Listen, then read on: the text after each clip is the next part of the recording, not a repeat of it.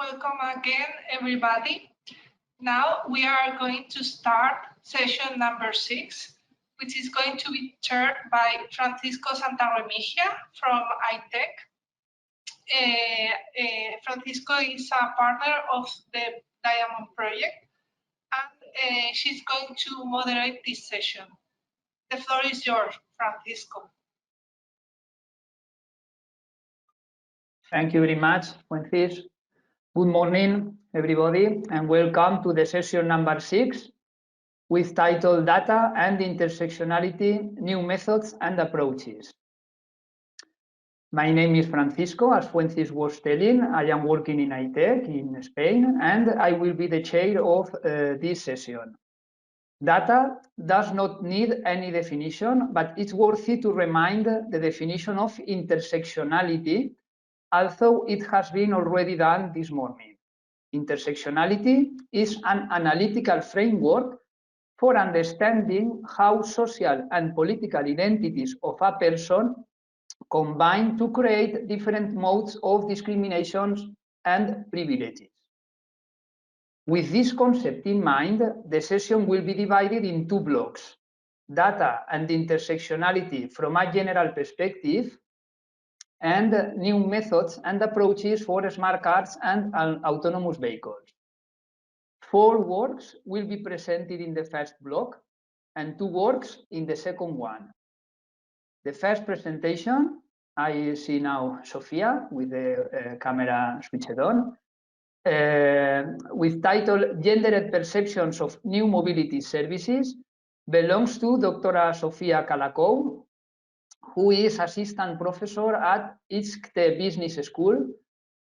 She is director of BSc in Industrial Management and Logistics, works on transport planning and modeling, focusing on user experiences, integration of new technologies, and sustainability aspects. Sofia, remember that you have time until 12 o'clock, so we can leave some time for questions at the end of the session. The floor is yours. Thanks very much. Go ahead. Thank you very much. Good morning to everyone. Thank you for all the organization of this event. Can you see my screen now? Yes, we can see it. Okay, thank you very much. So I'm going to present this work that we have done in the framework of TInnGO project that is analyzing perceptions of travelers on new mobility features. 4 people have worked on this, on the work you will see today, and we have had the essential contribution of the TInnGO Hub participants and our TInnGO online platform. I'm going to talk a little bit about the motivation behind this work, then the methodology we have followed, some basic information on the survey design and the statistics. Then I will talk about the results that we have and the designation of components on new features in mobility services, the perceptions of the travelers and what kind of differences we have identified. And then finally, our results will close with the presentation of some traveler clusters and conclusions. What has motivated this work? We have seen in the literature and in practice that needs of men and women may vary in mobility, but there is still not sufficient statistics on gender preferences that can help us better understand what characterizes the experiences of men and women. For example, past works have showed that there are differences in the time and space requirements of different genders and ages, or for example as well that the perceptions towards new technologies might vary.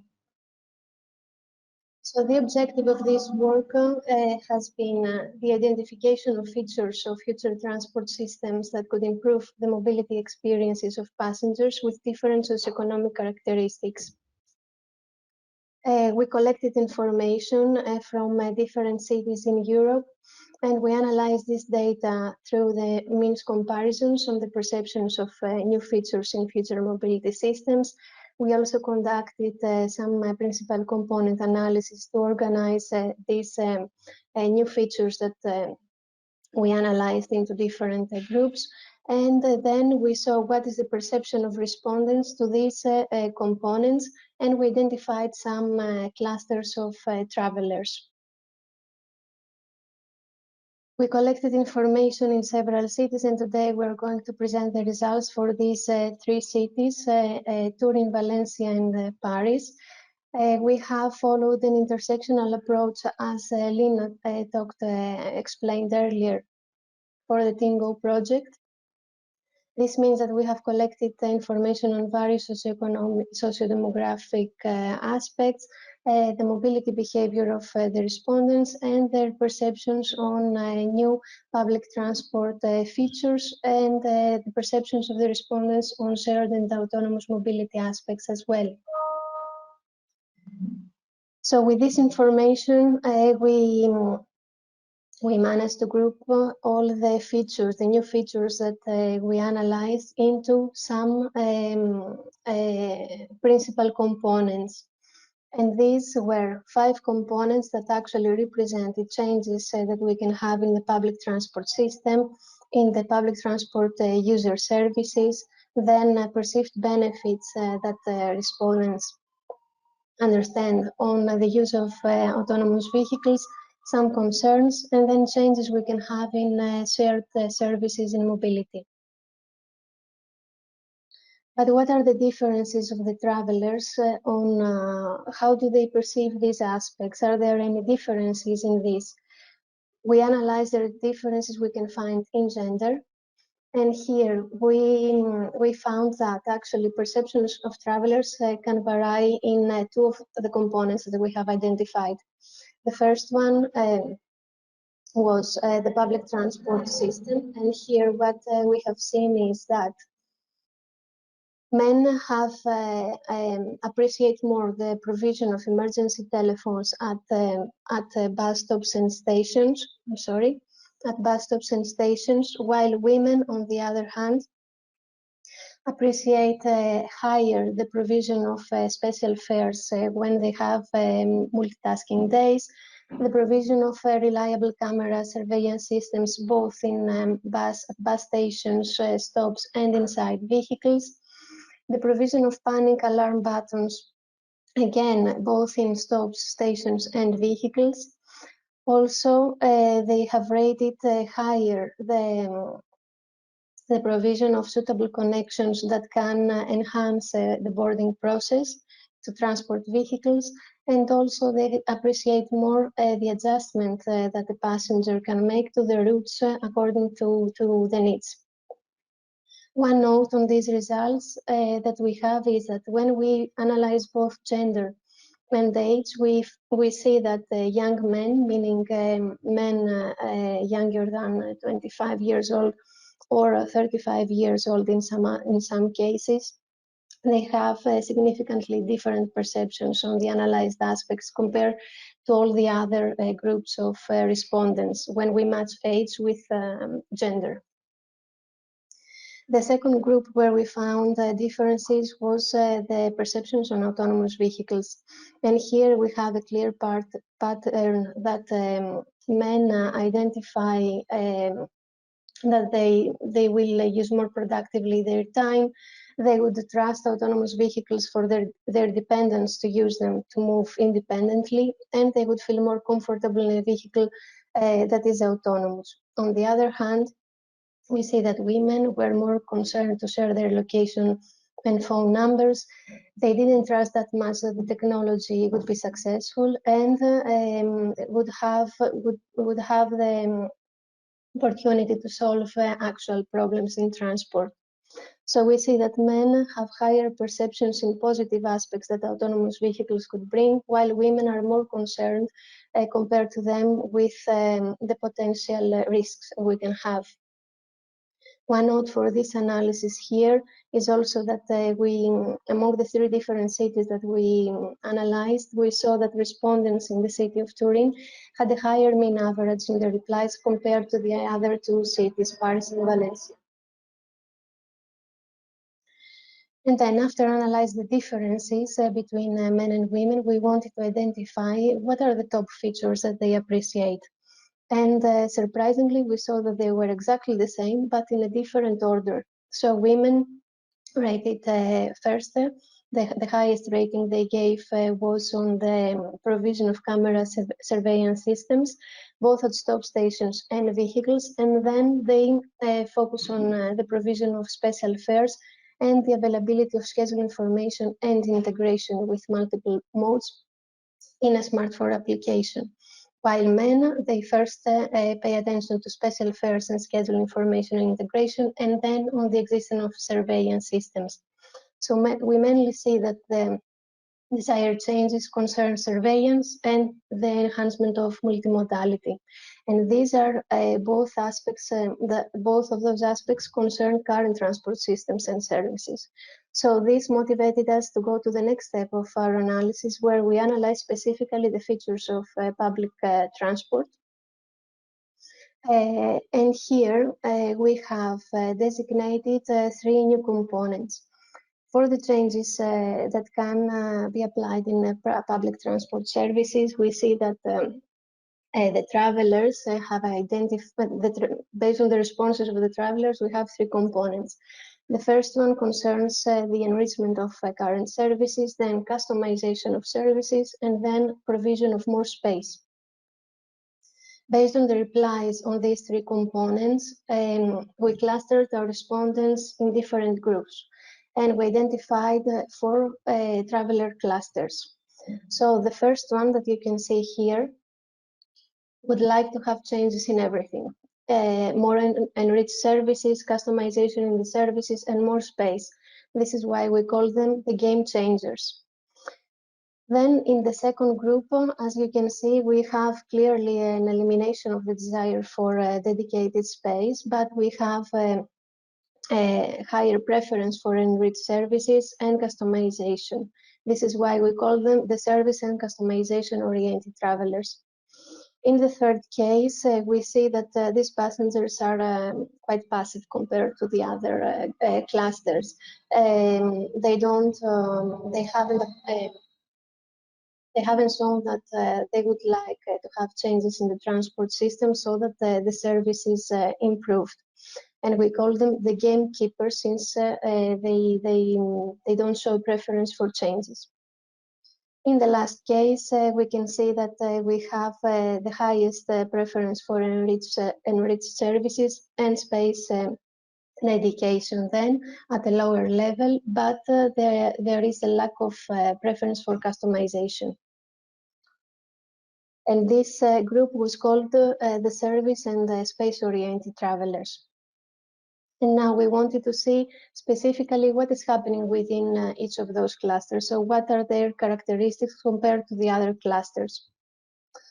In the first cluster, in our game changers, what we saw is that we have a balanced mix of gender, so almost equal number of men and women within the cluster. 77% of the respondents have an average or above average income level. We see that there is high concentration compared to the other clusters of people between 25 and 44 years old, while we almost don't have any young people younger than 25. And out of all these respondents in this cluster, we see that 40% of them they have young dependents, so children of all the ages, and only 6% of them doesn't have accessibility to cars. So the existence of the dependence, the car availability might be reasons that are related to this preference and this request for better services at all the three levels that we have identified. This is why we think that the message of these people is that they want a redesign in all the service.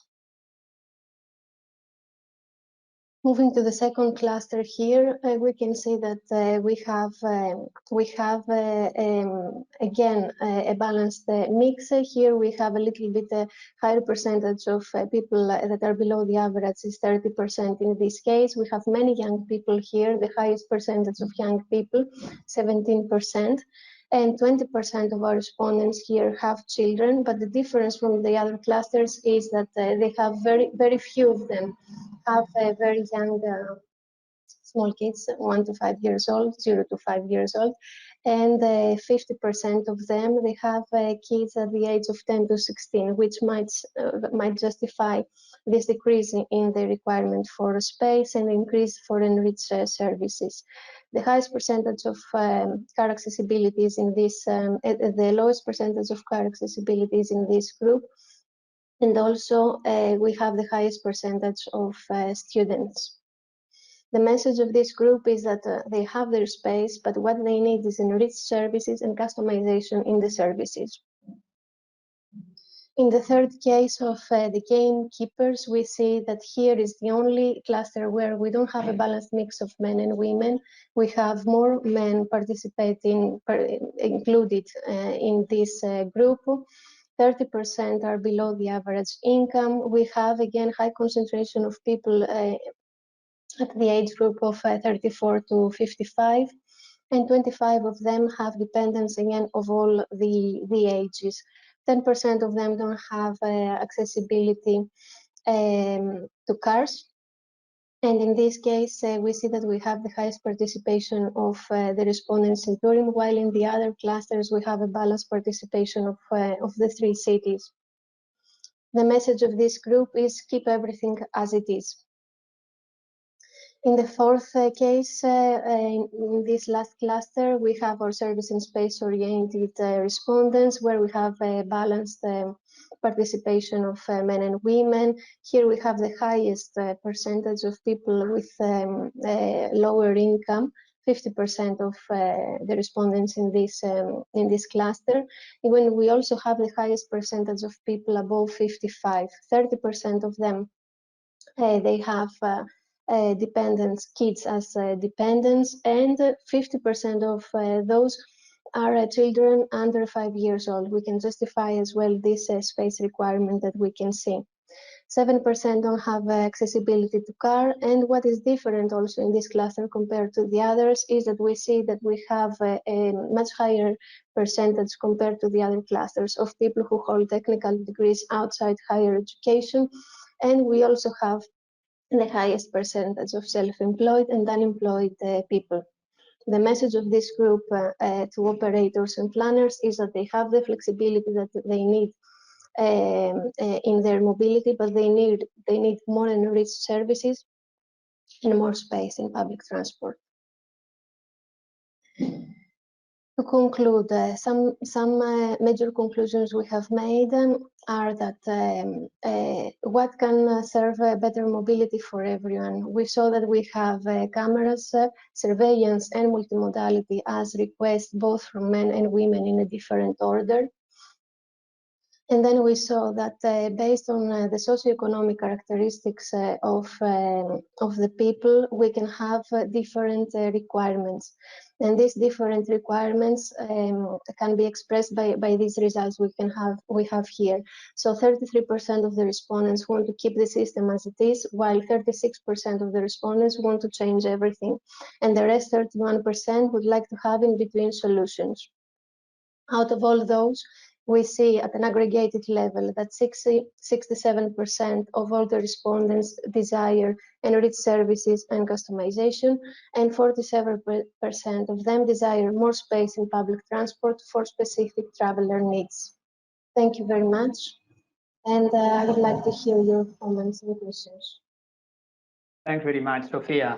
Thanks for this interesting presentation. Now I give the floor to the second presentation. This will be provided by Christian Andorean. The title is Analyzing the Mobility Patterns of Urban Transport Users in 5 European Cities. Christian is working in BTM, Consultores en Ingeniería y Planeamiento. Is currently He is currently conducting his PhD in urban studies, and he's involved in projects of public transport and urban mobility, mainly centered on regional diagnosis and spatial analysis, territorial modeling, geocomputing, transport system planning, and transport networks design. Christian, the floor is yours. Try to be to summarize the maximum you can, and try to finish at 12:15, more or less. Thank you very much. Okay, thank you. Can you see my screen? Yes, we can see it, and we can hear you perfectly. Thanks. Okay. Good morning to all. First of all, we would like to thank the coordinators of the TInnGO project and also the organizers of this conference for the opportunity. The conference and the presentations themselves have been very interesting, and we still have one day of presentation. That's very good. During the next few minutes, I and my colleague will present a short part of the TInnGO's Work Package 7 results. To be more accurate, we will highlight the mobility patterns of 5 of the 10 hubs included in the TInnGO project. Our presentation is divided in 6 individual parts. Firstly, we will present the research questions. Secondly, we will explain the methodology. Further on, we will highlight the main results of the empirical part, and then we will close the presentation by indicating the main conclusions. The research questions we have addressed were the next ones. What are the differences between women's and men's mobility patterns? The second one, are gender and age influencing the time spent and the distance traveled? And the third one, are gender differences influencing the satisfaction levels regarding the use of public transport? The conceptual framework consisted of 3 main stages. The first stage involved the development of a Python code used in order to extract the origin and destination coordinates of the most frequent trips. Next on, we geocoded the origin and destination points and created zones by using the neighborhood or parish limits for each hub under analysis. In this way, we obtained not only the aggregated origin and destination flows, but also the distances and time spent by respondents on their most frequent trips. In the second stage, we analyzed the mobility patterns by gender. For this purpose, we created a database with the validated survey data that served as input for the descriptive statistics. This part allowed to draw the mobility patterns for both women and men in each hub under analysis. The third section has assessed the mobility satisfaction level with the existing public transport services. Besides the survey data, we collected also information about the transport networks, travel costs, types of tariffs, and existing discounts for specific groups. And then we used all this information as input for each hub mobility model, while the variables included in the analysis were the age, level of education, ethnicity, origin, and income. The data used in this research is part of a wider survey disseminated online in the 10 European hubs belonging to the TInnGO project. Nevertheless, in this research, we only included five of the respective hubs, namely the Italian, Greek, Spanish, French, and the Portuguese hubs. The data from Paris, Torino, Thessaloniki, and Valencia was collected from November 2020 until February 2021, while in Lisbon, the answers were collected between April and August this year. Regarding the analysis of the origin and destination of the most frequent trips, a tendency was observed in all the 5 hubs. The main destination in each case corresponds to the main city centers, while the spatial distribution of the trips do not follow the urban centers' administrative limits. A big concentration of trips is performed from the suburban areas, the urban centers, while no correlation has been found between women's and men's origins and destinations. And this happens in all the hubs analyzed. This analysis has also permitted to compare the distances and time spent by each gender on the most frequent trips. And the results are very interesting. For example, in Lisbon, Paris, and Thessaloniki, women travel higher distances, while in all the 5 hubs, younger women travel longer average distances than the other age groups. In the case of men, for example, the working age groups normally travel longer distances. On the other side, the men's trips in the French hub have the highest average distances. Concerning the trip's duration, in general, women travel shorter distances to work, but they take longer to complete their most frequent trips due to the transport modes they use, but also because of the number of stops. On the contrary, in the French, Greek, and Spanish hubs, the men belonging to younger and older age groups normally spend more time than women to complete their most frequent trips. And now I will let my colleague Juan to present the remaining parts of this of our presentation.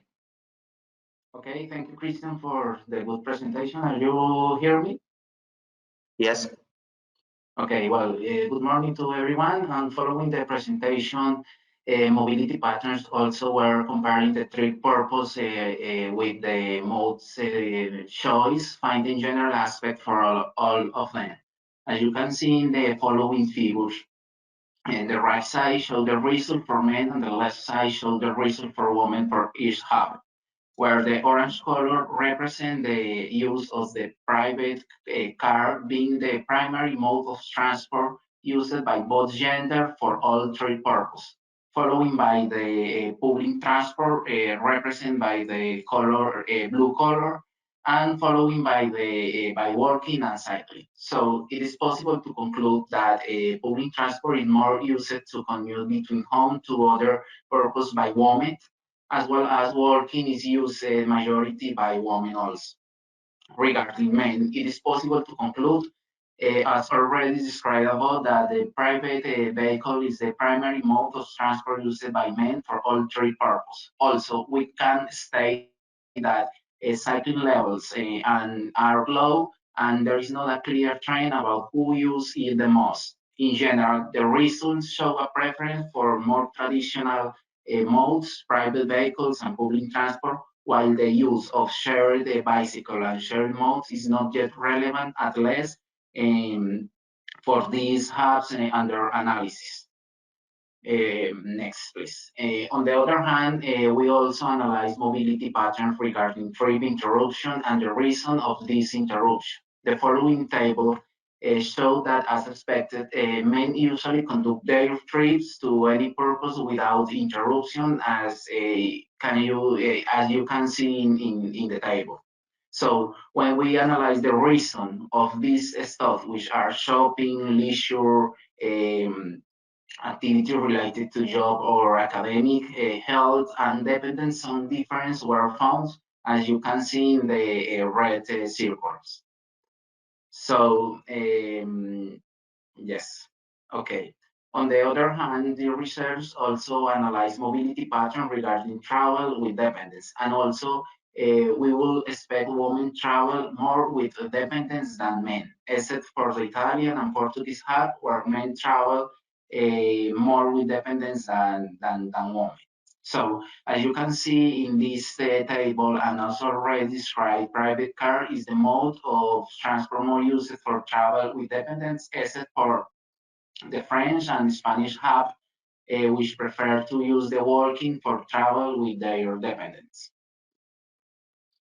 Well, concerning mobility satisfaction model, and as Christian described in the methodology section, the level of agreement with the state and public transport suit my mobility needs was assessed separately for men and women in order to identify the aspects that affect the perception of each segment. So the analysis showed the following findings. For the Italian hubs, only men's perception toward public transport was affected in a negative way by the commuting by bicycle, and also in a negative way by the acquisition of car. More cars, lower satisfaction, and in a positive way by average income. In this case, the model for women was not reliable. So for the Spanish hub, also only men's perception toward public transport was affected in a negative way when traveling with elderly dependents, and in a positive way when commuting by public transport. And also in this case, the model for women was not reliable. So for the Lisbon hub, next slide, please. For the Lisbon hub, the income level affected in a positive way to men and in a negative way to women, low income, and men with kids at the age from 0 to 5 years old, present low satisfaction, and from 6 and 10 years old, all have higher satisfaction. On the other hand, regarding women with no dependence show more satisfaction, and was as well as when commuting in public transport, while older women and women with a lower income are less satisfied. So in general, in most of the cities, only women's perception toward public transport was affected by all in a negative way for the presence of dependence, acquisition of car, resident location, and accessibility to a bicycle. Well, and finally, some conclusion and discussion. Women travel a short distance to work, but take longer to complete their journeys, and overall preference for traditional modes, for example, private car and public transport by both genders. And also the use of a private or shared bicycle is not yet prevalent. And also the use of shared modes is also not yet prevalent among the hubs also under analysis. And finally, mobility satisfaction model have indicated that women are normally less satisfied with the existing transport service. So therefore, mobility policy should consider a woman's particular need to achieve more equitable transport and mobility solution. Thank you very much for your attention. And if anyone has a question, feel free to ask us. Yes, thanks, Juan and Christian. We have at the end of the session, we have a slot for questions and comments. Okay, thanks very much. And now we go to the third presentation. In this case, is for me. I am naval engineer with a PhD in transport infrastructure and transport systems. I am the CTO and founder of iTech, and I am assessor, consultant, and researcher in the transport sector for more than 20 years, and currently working on inclusion and corporate social responsibility protocols in the transport sector. Let me show my screen. I have time until 12:30, more or less.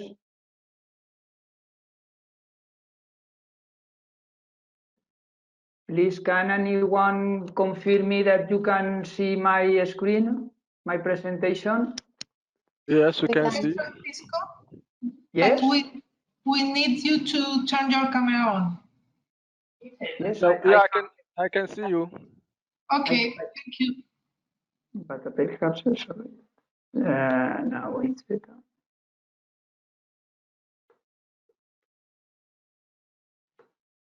It's a problem of the size, I think. I can see your slides and I can see your camera, Okay. your chat too, so that's fine. Okay, perfect. So it's fine.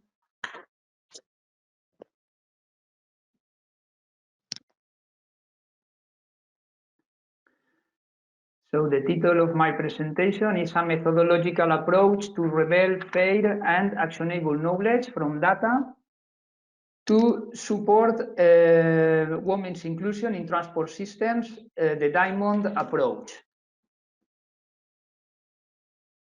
I will start with a brief description about the methodology of DIAMOND, which can be described in 9 steps. Okay.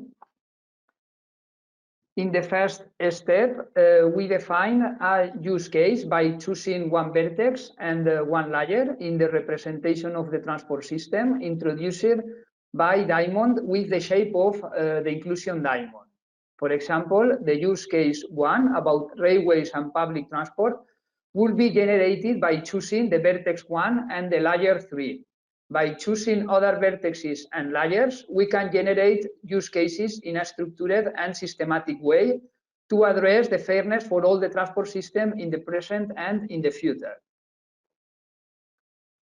In a second step, we identified factors about inclusion through a scoping literature review and focus groups, and we defined a hierarchical model by clustering all these factors in 3 levels. This was done through a statistical analysis about the number of times that a factor was mentioned in the literature jointly with other factors. The publication in an open access indexed journal where these hierarchical models and the statistical analysis can be consulted is highlighted in the red square. In the step number 3 of the methodology, at least one recommendation was generated and validated per each factor about inclusion in the level 3. Recommendations were generated by 3 sources: workshop with external experts, the interdisciplinary panel of Diamond, and members of the association WAVE. Finally, all these recommendations were validated through surveys by at least 5 experts and with more than 80% of positive votes. In a fourth step, the methodology requires the selection of a profile by choosing several phases in the polyhedral individual, introduced by Diamond to represent users and employees in the transport system. For example, women with low incomes and older than 45. With all the data collected during the data collection campaigns of the project for this use case and this profile, the methodology identifies the top 10 factors level 3 about inclusion for this specific profile.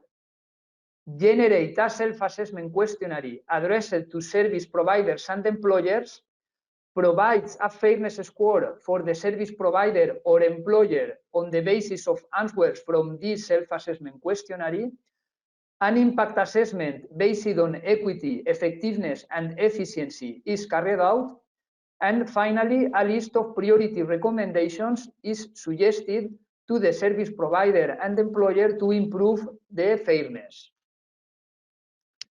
Let's see how this methodology is applied in practice. Regarding the step 1 about the selection of the use case from the inclusion diamond, this was already predefined by the project. 4 use cases with their goals were established. Use case 1 about railways and public transport, which goal is to increase the number of women using the railways in peak and off-peak hours. Use case 2 about autonomous vehicles, which goal is to increase the acceptance level of autonomous driving by women. Use case 3 about bike sharing, which goal is to increase the percentage of women using the bike sharing system.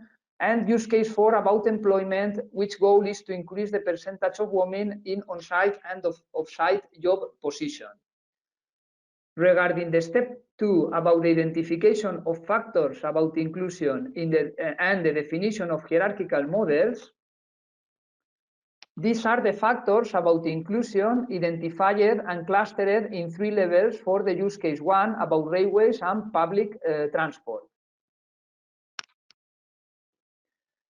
These are the factors about inclusion identified and clustered in 3 levels for the use case 2 about autonomous vehicles. These are the factors about inclusion identified and clustered in 3 levels for the use case 3 about bike sharing systems.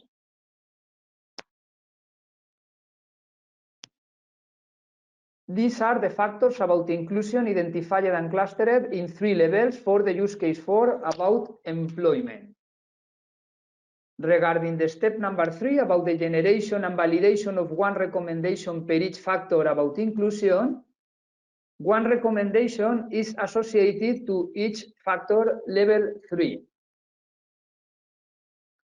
In relation to the step number 4 about choosing the profile of women to be assessed regarding the fairness, this is done by filtering the sociodemographic characteristics from the data collected during the data collection actions, based on dynamic argumentative Delphi surveys and user and employee satisfaction surveys, USC surveys.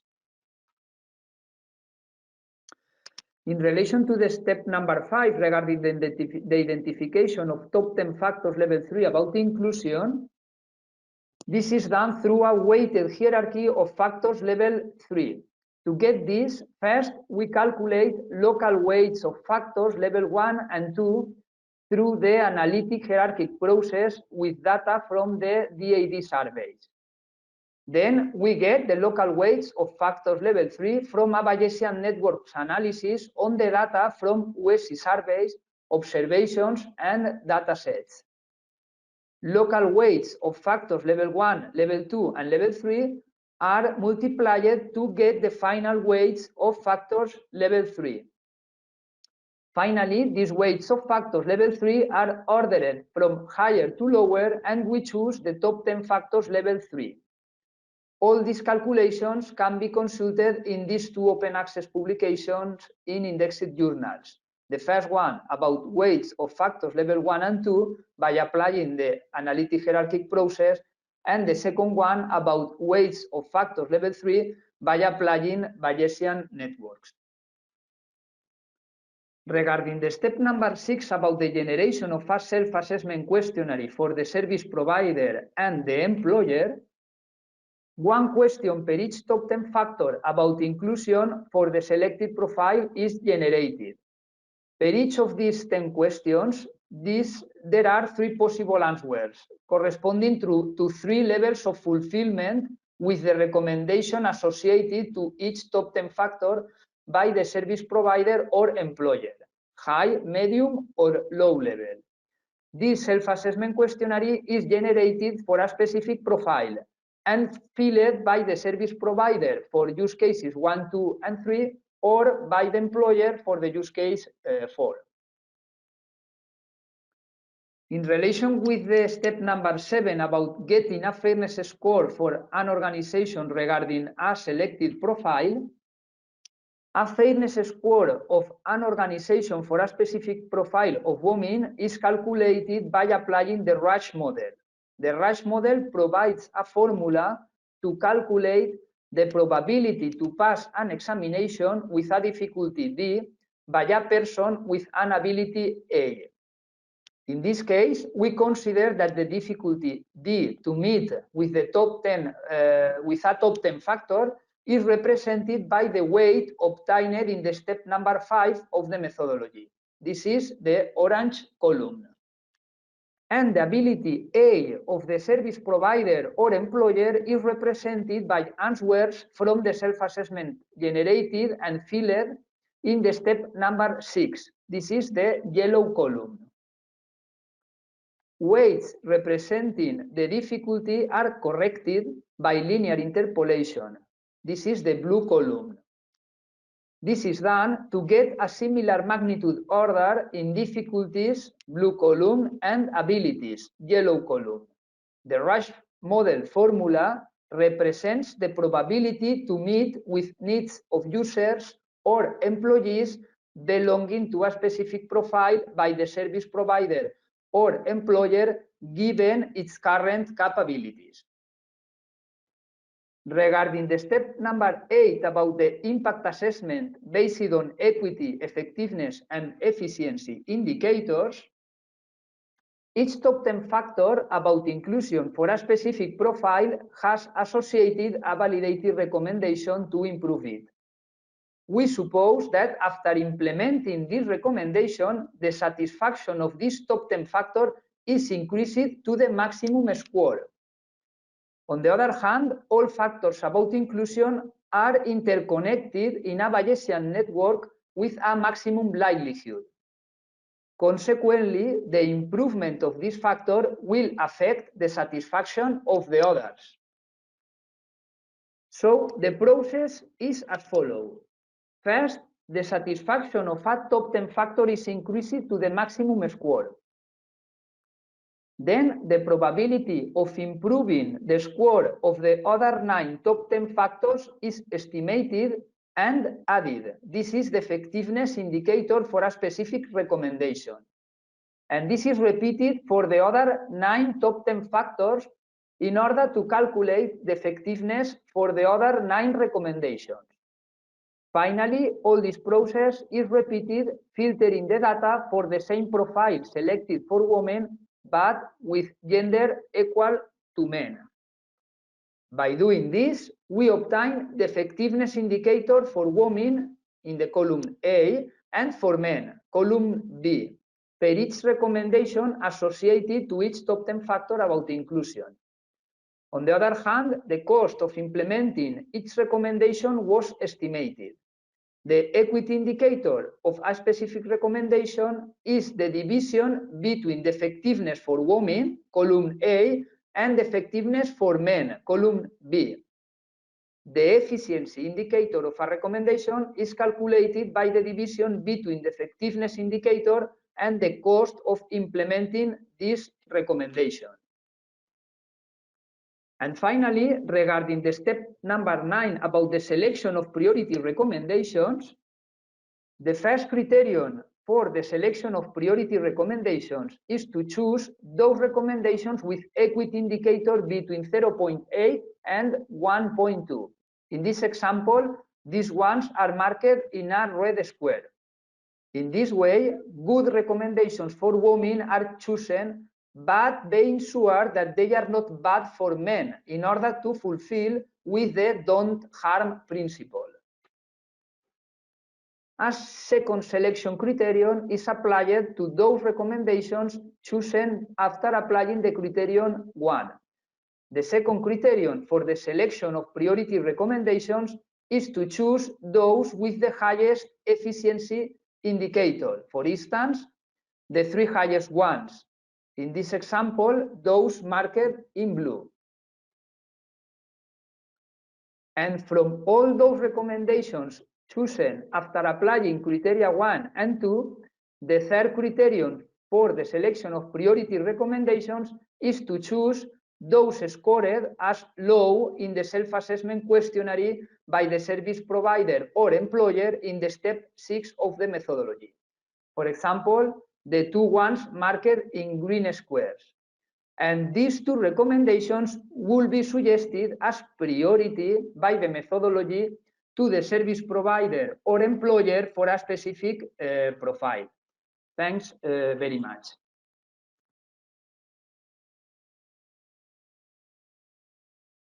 Okay, and now I leave the floor to the next presentation, the next presenter. Let me find them.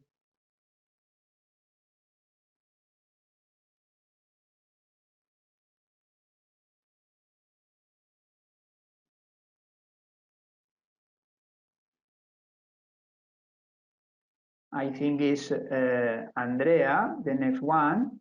So Andrea, if you can switch on your camera.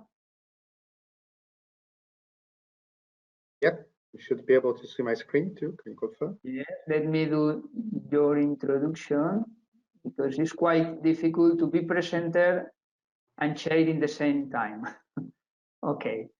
The fourth and last presentation of this first block with title Location-Based Data and His Analysis for the Study of the Women's Needs or as users of public transport, the Horizon 2020 Diamond project, belongs to Dr. Andrea Gorrini from Systematica. Andrea is an environmental psychologist with experience in human behavior in transport systems. He is coordinating research and development activities related to the identification, collection, and exploitation of different mobility data sources that will allow to understand and address gender-specific needs. He is currently involved in the Horizon 2020 Diamond project, and we can see your screen. Andrea, please go ahead. The floor is yours. Thanks very much. Be aware of the time, please. Yeah, I will try to make a presentation as brief as possible. By the way, thank you, Francisco, for your presentation, which allow me to skip some of the slides related to the overall methodology of the DIAMOND project. So today, the purpose of this presentation is to show you a preliminary analysis which was performed through location-based open data and GIS. And so very briefly, yeah. So this is the, let's say, the topic we are going to talk today. And as a very general introduction, I want to highlight the overall objective of the DIAMOND project as related to the United Nations Sustainable Development Goals. So the aim of the project was to make public transport more accessible and inclusive, and let's say the COVID-19 pandemic, which made even more complicated to collect data during the project, highlight even more the need to do research about this topic, so to make the public transport more accessible. And in particular, today we are going to show an analysis performed on bike sharing service in the Paris region. So again, Paris, after the pandemic, became one of the most representative cities, investing lots of projects to make the cycling network more accessible for the city user.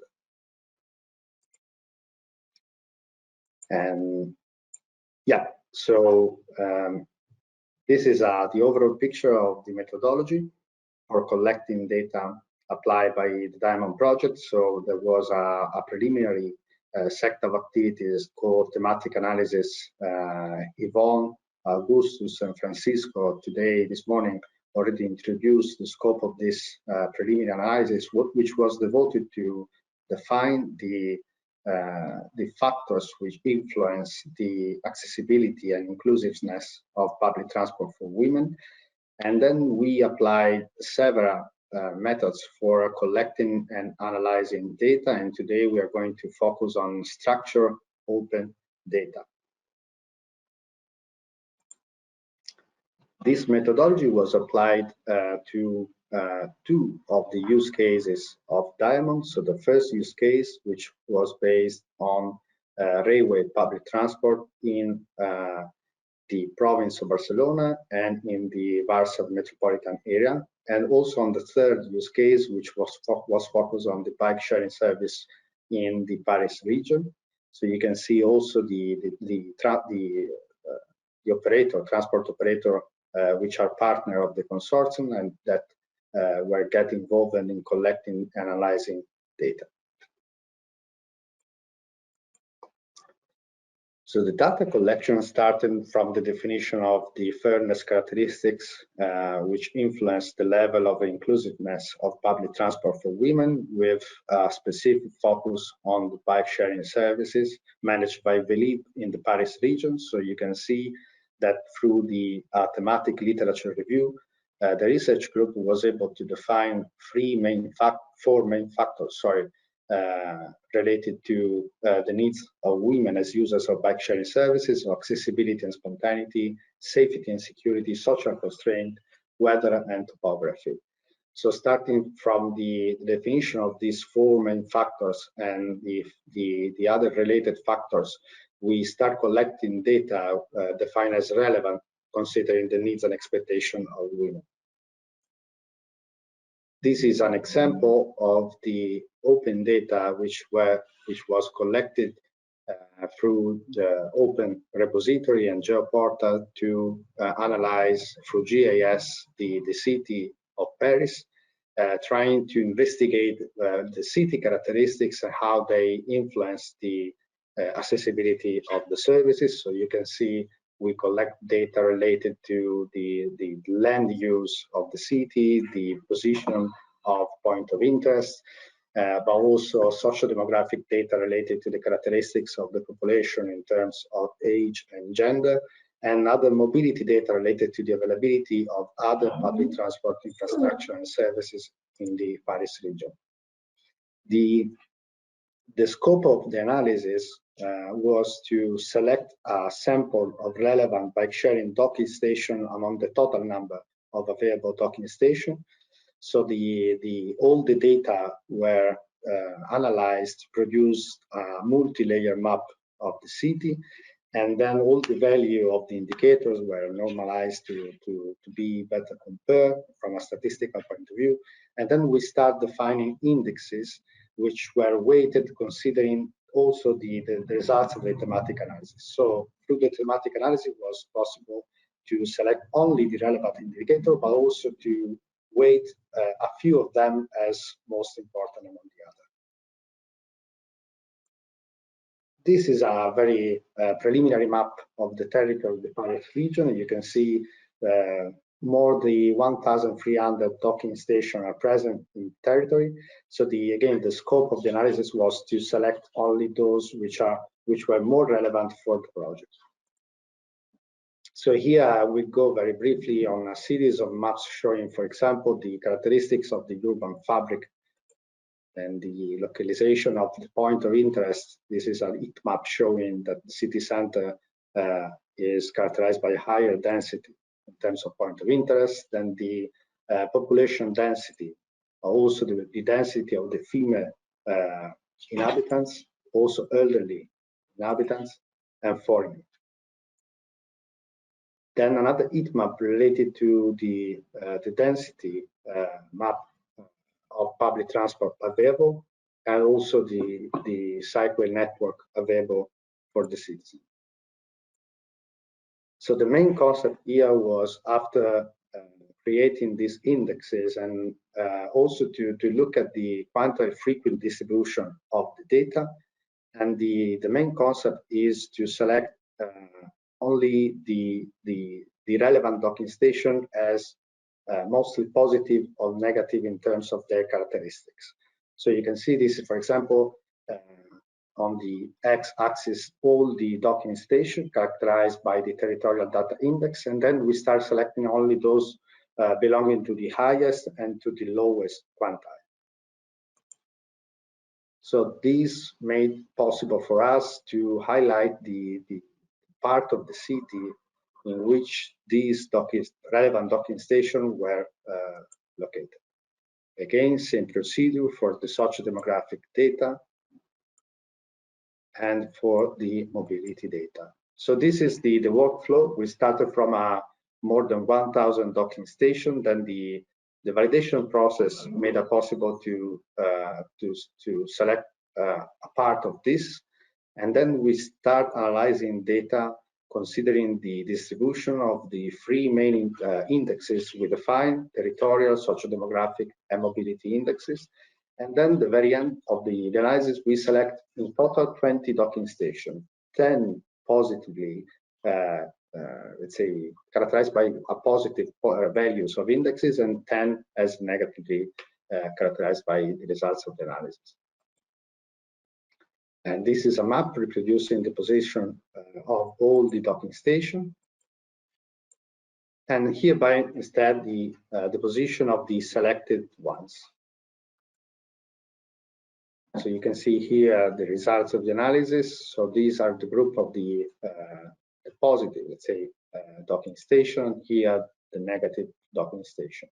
And this kind of analysis made possible also to characterize the docking station considering through proprietary data shared by the lead, to characterize them considering the number of female users using the infrastructure, using the docking station and the bike sharing services. So as a final remarks, the analysis location-based open data allow us to select a group of 20 relevant docking stations, which were then further analyzed through the overall methodology of DIAMOND, through on-site observation, survey question, and social media data. And all the results of this analysis have been already published. You can find here the open source, fully available paper, and I'm fully available for any comment and question. Thank you so much.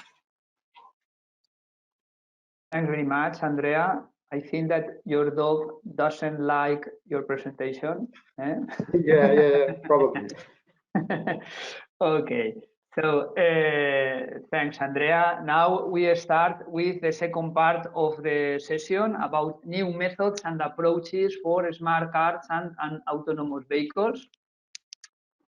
The first presentation in this section part has the title "The Lure of Smart Cards: How to Analyze Gender and Diversity in Visual Card Branding."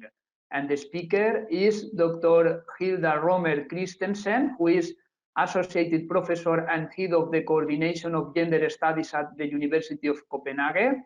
She's a member of the Committee for Welfare and Innovation at the Sino-Danish University Center in Beijing, and currently the scientific coordinator for the Horizon 2020 project TInnGO.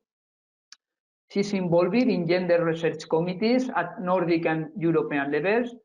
She has written extensively on gender, culture, religion, welfare, and citizenship, and more lately on gender in transport in comparative perspective. Hilda, the floor is yours. Thanks very much. And please be aware with the time. In theory, you have time until 5 minutes past 1 or something like that. Thanks very much, Hilda. Sorry, we cannot hear you. Can you activate your micro? Can you hear me now? Yes, we can hear you and we can see your screen. You Thanks. can see me and you can see my screen. Oh, Exactly. I'm relieved. I'm relieved. Yes, thank you for this opportunity to present a small case study, which is part of the TInnGO project. And as said, the title is "The Lure of Smart Cars: Gender and Diversity in Visual Car Branding."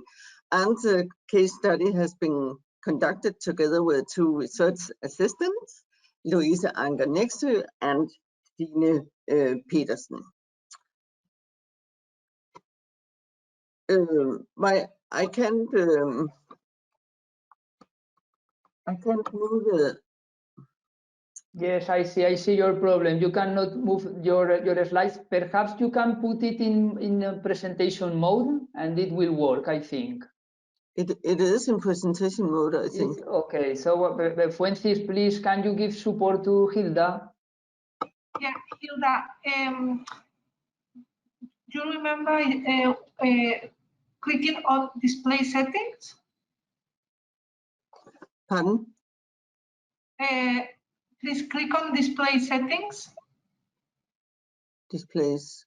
Yes, up, the second option, up in the screen. You see, show taskbar and display settings. There, a bit more up, a bit upper. Yeah. Yeah. You see the option? No, you in the top of your screen. There, click there. Display settings. Yeah. Okay, click there, please. Yeah. Don't worry. In the top of your screen, Hilda, you see the second option, display settings. I see talking, I see everyone, I see webcam, I see screenshot. This is what you mean? Hilda, press the escape tab. Yeah, I did that. Okay. And can you move the slides by clicking on the arrows? Can't do anything. Sorry. Jeg kan ikke noget nu. Jeg er på et. Hilda, if not, we can move to yes, we can interchange the presentation. Let's see if it's solved. Okay, let's see. Here we are. Okay. Okay, thanks. Okay. It's working now. Okay. It's working now. Oh, I have. Try to move. Sorry. Try to move to the third slide to definitively check. Yeah. I tried to stay here. Okay. Is it okay? Yeah. The motivation for this case study was two impulses. First of all, the widely circulated narratives of all the promises of upcoming smart technologies, as you see here, a quotation from a European car committee. Smart mobility will bring massive gains in safety, cost reduction, and infrastructures, and vehicles will be used more efficiently and provide accessibility for all. And the other impulse was to look at smart mobility from a visual point of view, because we know that a lot of smart mobility, they are shown, we are met, smart mobilities, we are meeting them in visuals and images. And often these images are, as you can see here in Volvo's autonomous concept car from 2018, either they are depicted with very dark backgrounds, very seducing backgrounds, also urban night images, or in what I would call artificial natural contexts, which are of course not what we know from our urban life. So the aim of this study was to explore the visual analysis as a method in smart mobility studies, and notably to focus on how do car producers handle the issues of technology and equality, and also to focus on how gender, class, ethnicity in the branding of smart cars are visualized. And the two car companies we have looked into is Volvo, which you see on the upper image, and BMW on the other image here. And if you look, we have used YouTube channels and videos as data material, and if we start looking at how, when and how they have been launched by these car producers, we can see that BMW was first in 2006, and they have many more subscribers to their, both subscribers and viewers to their videos compared to Volvo. Fiat was also part of the case analysis, but I will focus on Volvo and BMW. And this also tells us a little bit about the branding, the images of these two car companies. So why did we choose the YouTubes? It's because they are purpose-made videos, they have a global accessibility, and they are commercials distributed to the masses. And also these YouTube videos, they form part of the new social media landscape, which also co-constitute human beings in human material interactions. So, I mean, all these images are, of course, not neutral. The YouTube video analysis in itself focused on the following: how do the companies present electric and autonomous cars, and how do the smart cars connect to the history and characteristics of the car brand? Second, how are the new models presented and visualized, and who is addressed in the videos in terms of gender, age, class, ethnicity, and locality? And how do the images meet the TInnGO concepts of gender smart mobility, which includes indicators, etc.? So many of the issues that are addressed here have also been addressed throughout this conference, but now they are addressed from a slightly different approach. So first, we take a look at the Volvo. The company was founded in 1927. It's known as a strong and safe car, and also a characteristic of the Swedish people's home, the elaborate welfare state. In the 21st century, Volvo has updated its brands. They promote themselves as Volvo for life.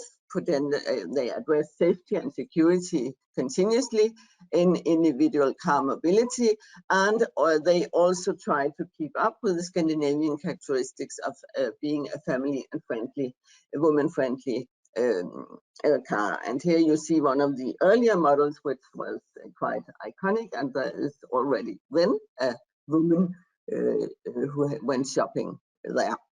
If we compare the Volvo YouTube channels, we can see that they have their market shares probably also mirrors the viewers here. The US makes up a big market, takes a big market share of the Volvo, and of course Sweden, and then we have the upcoming economies, India, Poland also, and more lately also China. If we look at, and this is very brief now, look at the positioning of the Volvo electric cars, we can see that they do it in a naked and raw fractive and gray environment. The car takes center stage. And the storytelling is rational, simple information, but here delivered by women experts, engineers, and other management, women who are in the management. And the focus is on the mechanics and how it's much more easy to drive this car. And the narrative which we end up with is it portrays the Volvo driver as a professional woman with a rational approach to cars. And at the same time, it's easier to handle. And the same goes for the autonomous car, which I'm not going into, but you can see the pictures here. In the pictures, the routinely business male is substituted by business women. And the question, of course, occurs, what does it matter? So all in all, we have the association map here of a Scandinavian design, safety and reliability, corporate gender equality, and a kind of solid, dull, middle-class car, which appeals to certain middle class, or is intended to appeal to middle-class consumers. When we look at the BMW, the picture is quite different, and the BMW have made a couple of very popular YouTubes, which I'm going to take a look at. The first one is here. The most popular is this on leadership and masculinity. It's called the Epic Drift Mob from 2014, and the narrative, I mean, the setting is modern urban area with admiring pedestrians on the sidewalk as audience, and the storytelling concentrates on 5 male drivers performing impressive drifting skills, and they drive very risky, but at the same time controlled. So the narrative is, it portrays the BMW as a person, a male who leads with power, risk-taking, while at the same time having the professional skill sets to control what others consider to be a dangerous situation. And I think there are some links to the risk-taking minorities we talked about yesterday. And also in the historical, here is a historical account in the small escape. And here the BMW, they glossed over their doubtful past because they delivered material, they produced for the Nazi regime, and they also used camp prisoners in their production. And here they sort of start a new history, the unification of Germany, and also the independent and strong males who drive their BMWs into this new world. And this brand image is also connected to the branding of the electric cars. There is a continuing focus on the leadership and responsibility, and as making a change, and also an emerging ethnic inclusion of ethnic minorities. So we have a different association map where, I mean, the BMW becomes an identity marker or a status symbol. So we have tried to confront these findings with the gender smart indicators, where we look into the indicators of being attractive, affordable, effective, sustainable, and inclusive in relation to intersecting agents.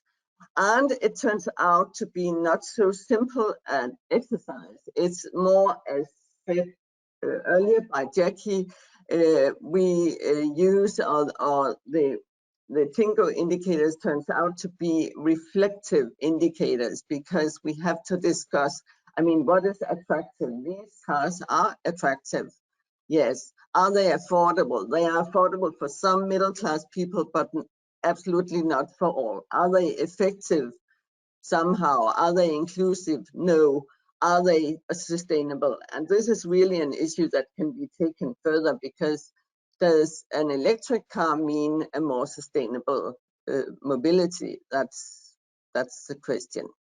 So the point in visual analysis is that the visual analysis can tell us something about what is presented in the image and stories, how is the visual represented, and who is represented and addressed. And one can also obtain knowledge on where are the gaps in the representations, and also identify certain potentials for change, and also the degree to which gender, ethnicity, sustainability are combined and included. And I would add to that that the visuals here could be refined and include more responses, image illustrations. They could go deeper into the issues of corporate gender equality and women in STEM professions as presented by the Volvo. They could go deeper into issues of masculinity and the attraction to drifting and smart technology and aggressive driving, in opposition to the dull middle-class driver, which is, I think, important to consider. And they could go deeper into the paradox of the smart cars and climate politics and resource allocation. Smart cars, and this is really the point also, they produce new desires and affordances which support current car-centric society and create the need for more of the same. And this is all for me. And you can read the reports here, both this case analysis and also other related reports on which address visual analysis. Thank you for your attention. Thanks very much, Hilda, for this interesting and concise presentation. You have been very in time. Thanks for this. And now is the time for the last presentation in this second block, with title Autonomous Vehicles, a New Opportunity to Gain Women Fairness, Main Results of the Diamond Project. This presentation will be presented or explained by Dr. Ricard Barberà-Guillem from IBB, the Biomechanical Institute of Valencia. His background includes assistive technologies, accessibility, active aging, and gender mainstreaming. He has worked on projects dealing with the improvement of occupational health and prevention of occupational risk, applying a gender perspective. Ricard, the floor is yours, and remember that you have time until more or less 20 minutes past 1. Thank you very much. Go ahead.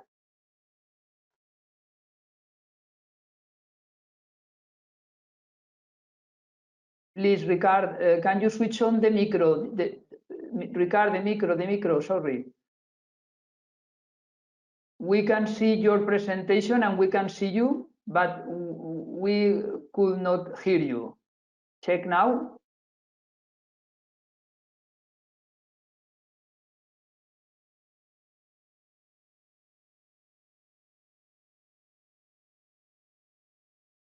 You can hear me now? Yes, yes, now yes. Thanks very much, Ricard. Go ahead. Thanks, the floor is yours.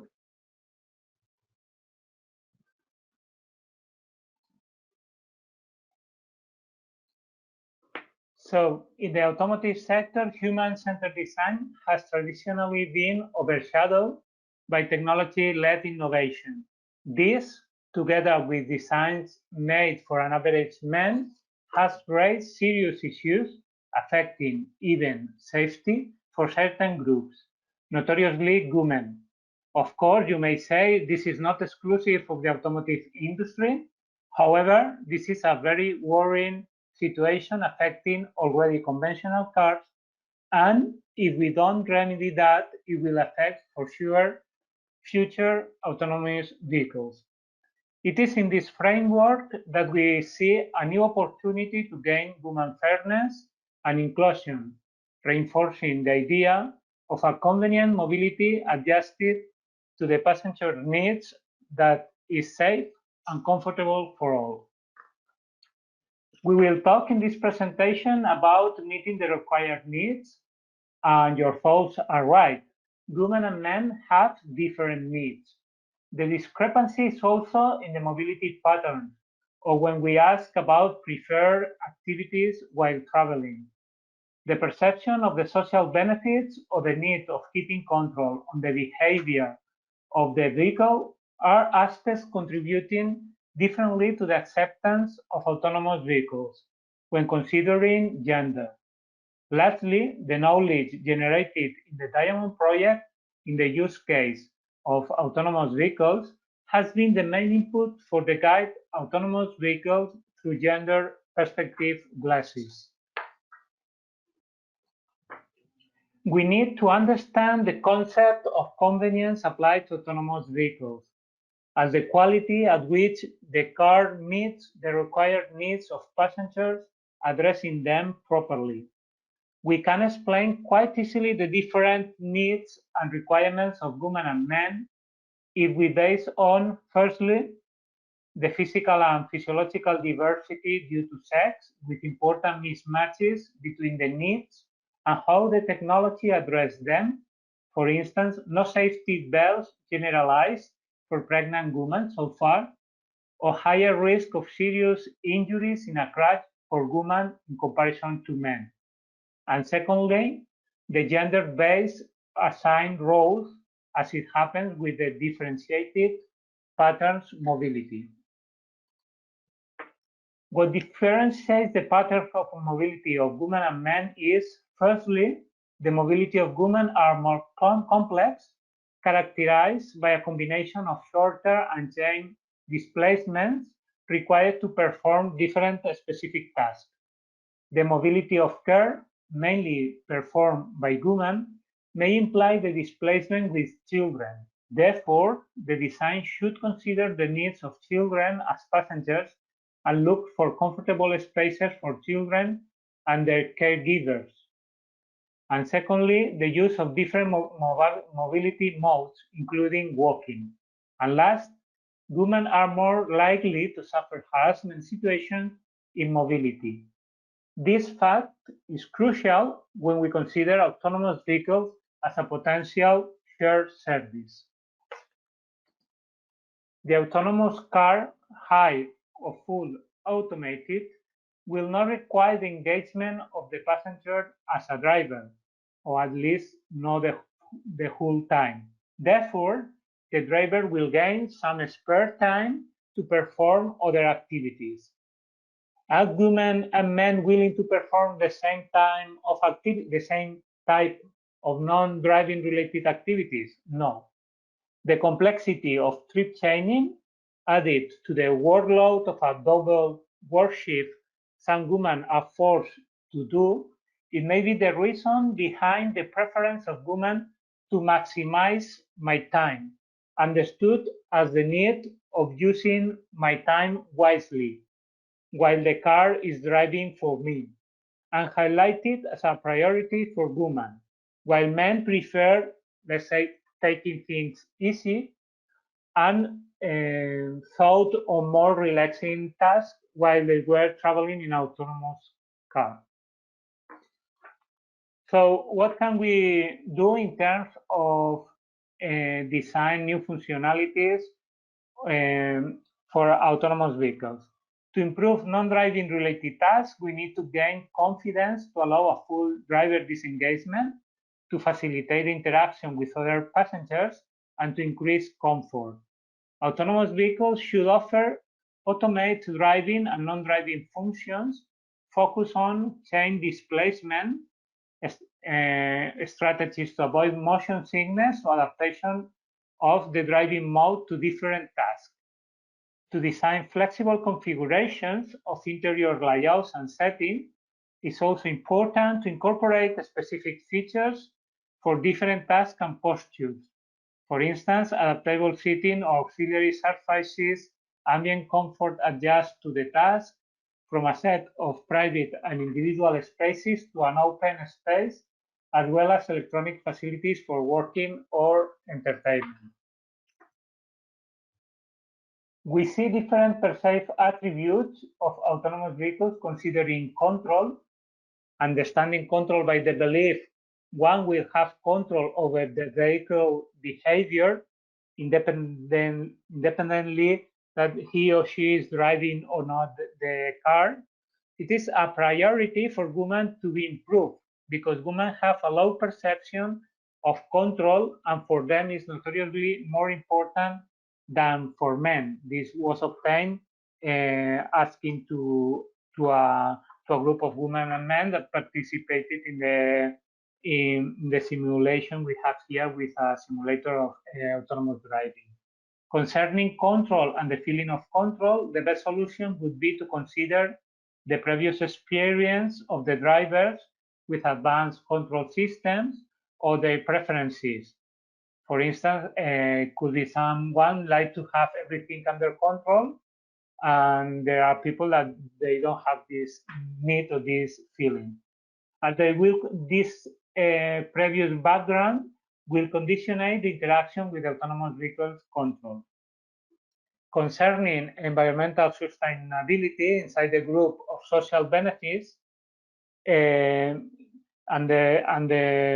this level is the belief autonomous vehicles will be environmentally friendly, and this was one of the more identified potential social benefits, and it was well perceived by men and women. In this case, women rating these benefits higher than men. With a few exceptions, the car industry has only considered male models for designing the safety system of the car. So how we should contribute to this situation? First, by applying safety standards based on anthropometric women databases, including different sizes and pregnant women. Second, considering different uses and environments and further physiological differences such as driving styles, reaction times, preferences, stress, or workload levels. This is already happening in conventional cars, and this type of problems could be increased in new autonomous vehicles because, for instance, many technologies to monitor and interpret passengers' state are created by artificial intelligence or machine learning algorithms, and actually they contain significant gender and ethnic bias. Therefore, researchers need to understand how gender and ethnicity operate within the context of their algorithms in order to enhance or at least not reinforce the social inequalities. The aim of the guidelines developed in the framework of the DIAMOND project is to heighten awareness, identify key points and strategic lines for women's fair development of autonomous vehicles. The guide has 3 blocks, begins with some basic definition. The second block proposes some guidelines and recommendations. And the third block lists different tools and methodologies that may be useful to continue progressing in fairness and equality. Although it covers only a tiny part of all what is going on on this field of autonomous vehicles, for those only familiar with the automotive sector will benefit of incorporating a human-centered approach, stressing women needs and perceptions. Equally, for those absolutely new in the field of human equality and fairness, you will discover the potential of applying the concepts of equality and fairness in such a challenging technological field. And in any case, we hope you find fresh ideas and concepts that may be applied to your work, gaining a wider vision and contributing to a fair and inclusive autonomous vehicles. So if you want to change it, let's make it happen. Thank you very much. Thanks very much, Ricard. Now I keenly ask all the speakers to switch on your camera, because we have some questions and some discussions. We have 15 minutes to address it. Can you please, Ricard, switch off your presentation mode, the sharing of your screen? Okay, perfect. Okay, so fortunately we have a question per each speaker, and 2 minutes per each one. Okay, please be very concise in your answers. Sofia, there is one question for you. Can you explain a better more the methodology to assess the perceptions on public transport and autonomous vehicles per gender? What was the methodology to assess these perceptions? Okay, so we worked with differences in the means. So we have used parametric and non-parametric. Since we had enough information per gender, we have used t-tests there. And for the intersectional, we had to use non-parametric because in older women we didn't have enough information. So there we used the Kruskal-Wallis test. Great, Sofia. Thanks very much. A question for Christian and Juan. Could you summarize the deep reasons of differences between women and men mobility patterns? Why do you think that there are deep reasons in these differences of mobility patterns between women and men? What have we different to conduct different mobility patterns? Christian or Juan? Juan, yes, can you? Yes, thank you, Francisco. I think that this question is a good question. Yes, we found some difference between the reason for these stops or the modes chose for travel with dependents, and maybe in the paper is better explained, but these reasons are related to depend to the mode of choice that the person is using, and I think is that, yes. Perhaps some social cultures, no? In the current society, cultures can be the deep reasons of these differences in patterns.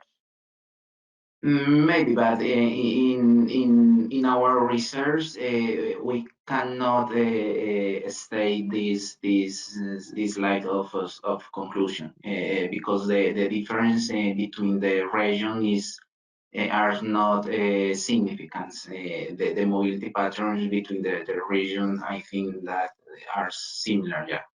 Okay. Thanks, Juan. Andrea, how do you think that ghettos for specific profiles of persons can affect gender fairness? For example, you have talked about specific areas living there, specific kind of profiles of persons. How can these areas, usual living specific profiles of persons, can affect on the gender fairness in a positive way or negative way? I think that this is the meaning of the question. It's good to allocate persons belonging to a profile in specific areas, or it would be better to merge all of them in an homogeneous way? No, we cannot hear you, Andrea. Andrea, can you switch on your micro? Ah, okay, you have problem. Okay, don't worry, don't worry. We can go to the next question, Ricard, about your presentation. How would you explain the acceptance paradox about autonomous driving? Because women who are more interested in autonomous driving are less are persons who are accepting less this technology. How would you explain this? And then I give the floor to Hilda. Okay.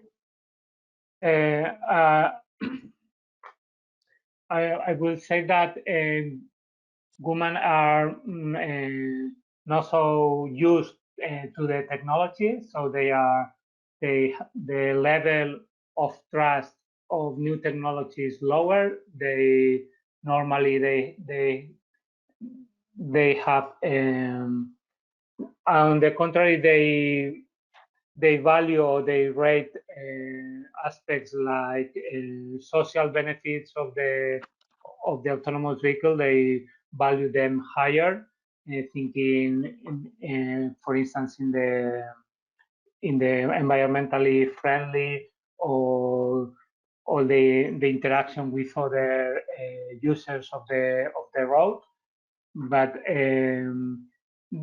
of course, there is also a history in the car industry that they are not woman friendly in the sense that, for instance, in the case of safety, the crash dummies are based on a male body, and although there are initiatives like EVA of Volvo that was published in 2019, and they were studying these differences and the different type of injuries gained in an accident by women and men, but is something that is not generalized in the industry. So there is a history of unfairness.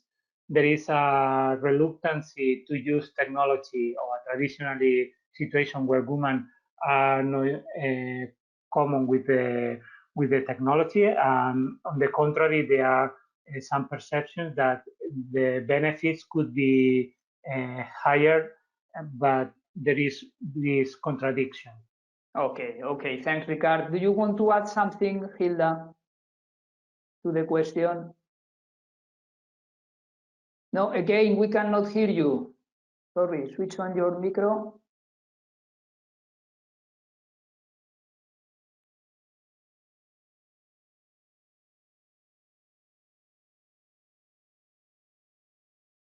I don't know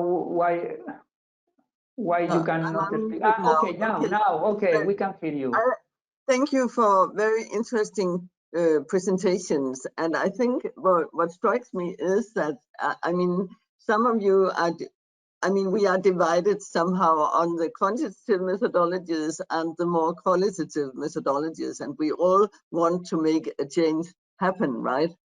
And I was just wondering, how can we perhaps work up more combined methodologies? That's one issue, because I mean, some people will be convinced by numbers and figures, but many people don't care, and they are much more influenced about what they see on the YouTubes and all that. So I mean, there is a kind of, you know, cultural perceptions and all that. How do we include that in modeling and so forth? And I think there is another thing which could be discussed more, is how we see change. Because do we see change as some improvements within the existing system, or do we see change as, you know, a challenge to the existing system? Because Exactly. what I see in the car production sector is that they want more of the same, basically. Basically, they want more of the same, and I don't think that the revolution or the more fundamental changes will come from the production side. It must come from policies or people, researchers, experts, common people, whatever. Yeah. Hilda, talking about this, you have a specific question, an additional question about this, because one attendee was asking about a historical and comparative analysis about the commercial images that these videos, these YouTube videos are showing as realities, as potential realities. So the attendee was asking, and this question was addressed to you, if you think that to conduct a comparative analysis of these commercial images suggested by these YouTube videos would be interesting to produce this change. Do you think so? I think it's more, you know, a first step of revealing what's going on really, also among in the production sector. And this was really, as I said, the impulse was all these optimistic narratives that are around about all what the autonomous cars and electric cars will bring about. But many of us live in cities where electric cars are already there, but they are taking up a lot of space, and you know, it's for the higher middle class, etc., etc. So I mean, it's a starting point for addressing some of the critical questions here, because I think there is a kind of, you know, either you are in favor of the optimistic narratives, or otherwise you are just you know, in favor of bikes. And I think that we need to be more to have more sophisticated approaches really in order to deal with this. And what I also want is to be able to explain the citizens, for example, in Copenhagen, about what is at stake. And I know that they will not be, they are not so much mobilized by all the figures, and if they get very complicated, but they need narratives and perhaps also more simple models to deal with in order to imagine change. Okay, thanks very much, Hilda. Andrea, can you speak now or not? Yeah, I think so. Okay, okay. What about the ghettos? Can they affect positively or negatively? Yeah, The obviously negatively. And I would add so again, if you look at the COVID-19 pandemic, I think we can look at this as an opportunity to rethink the way we have planned the city, I mean, in the last decades. I mean, we don't want services and inhabitants, city users segregated by region of the city. But if we look at the 15-minute city framework, we want all the neighborhood provided by, let's say, the same relevant services to get the citizen, like provided by, I mean, schools, I mean, facility for education, also for health, for transport and mobility. And again, if we look at I mean, for example, the bike sharing services, we don't need to have infrastructure, cycling infrastructure and docking station, but we need to also to have a change or a revolution in terms of the way people think they could use the services, so a cultural like step forward.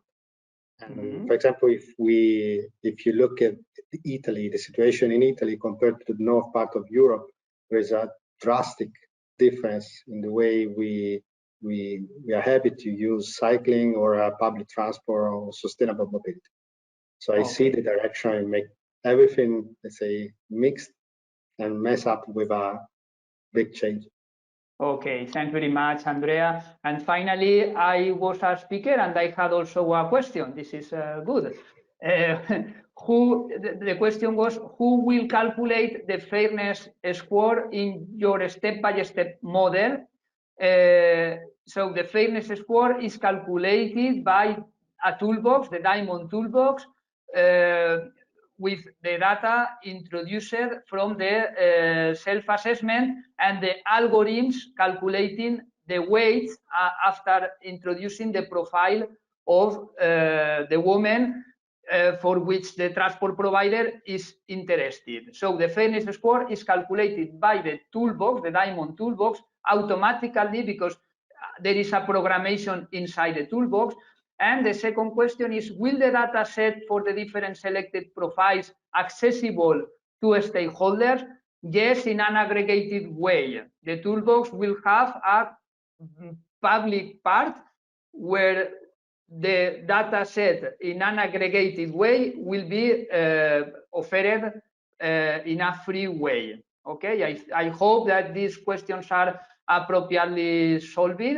And we are in time. I want to thank very much and to give a virtual applause to all the speakers. Great job. Thank very much. I want to thank also people who have raised a question, and in general all people who has attended the session. And if you need these presentations, please contact with the organizers of the conference.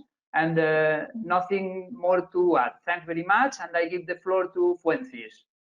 Bye bye, guys. Thanks.